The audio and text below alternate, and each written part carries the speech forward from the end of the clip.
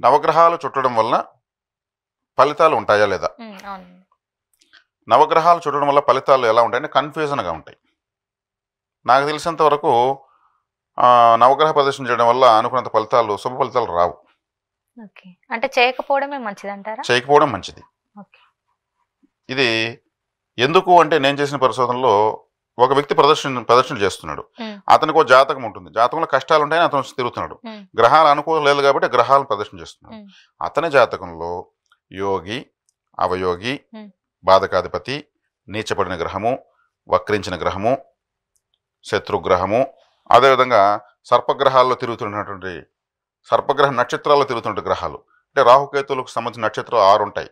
Okay. ఈ 6 నక్షత్రాల్లో వేరే గ్రహాలు తిరిగాయి అనుకోండి, రాహుకేతుల ఫలితాన్ని ఇస్తాయి. అవును. అవి తిరుగుతున్న సర్పగ్రహ నక్షత్రాలు. హ్మ్. సర్పగ్రహాలు వెనక్కి తిరుగుతాయి. అందుకే 2 చుట్లు వెనక్కి తిరుగుతారు హ్మ్. నవగ్రహాలు తిరిగేటప్పుడు. రాహు కోటి, కేతు కోటి. ఈ ఓకే. సర్పగ్రహ నక్షత్రాల్లో ప్రయాణిస్తున్న గ్రహం కూడా వెనక్కే ఫలితం ఇస్తుంది. ఇప్పుడు నేను వైనాశకం అని చెప్పాను. అంటే వినాశక నక్షత్రం ఒకటి ఉంటుంది. ఆ నక్షత్రానికి ఒక గ్రహం ఉంటుంది. నిర్జీవ నక్షత్రం అంటే ప్రాణం లేకుండా ఒక నక్షత్రం ఉంటుంది. ఈ నిర్జీవ నక్షత్రానికి ఒక గ్రహం ఉంటుంది. ఆ గ్రహంలో ఆ గ్రహం అక్కడే ఉంటుంది. అంటే ఆ గ్రహానికి ప్రాణం ఉండదు.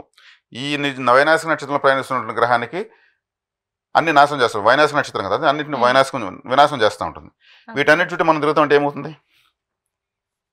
మనకు ఫలితాలు రావు. ఓకే. నేను ప్రదర్శన చేస్తున్నాను, 48 రోజులు చుట్టాను, 108 ప్రదర్శనలు చేశాను, ఇన్ని చెప్తుంటారు కానీ వాళ్ళకి ఫలితాలు నాకు తెలిసి రాలేదు. ఒకవేళ వచ్చిన వాళ్ళు అదృష్టవంతులు, వాళ్ళు విమర్శించడం లేదు, విమర్శించే హక్కు ఎవరికి లేదు. కాబట్టి నేను ప్రత్యక్షంగా నేను అనుభవించి ఇంకొంతమందికి అది ఎంతోమందికి చెప్పి కనుక్కు నిర్ధారణ చేసుకుంటున్న విషయం ఇది.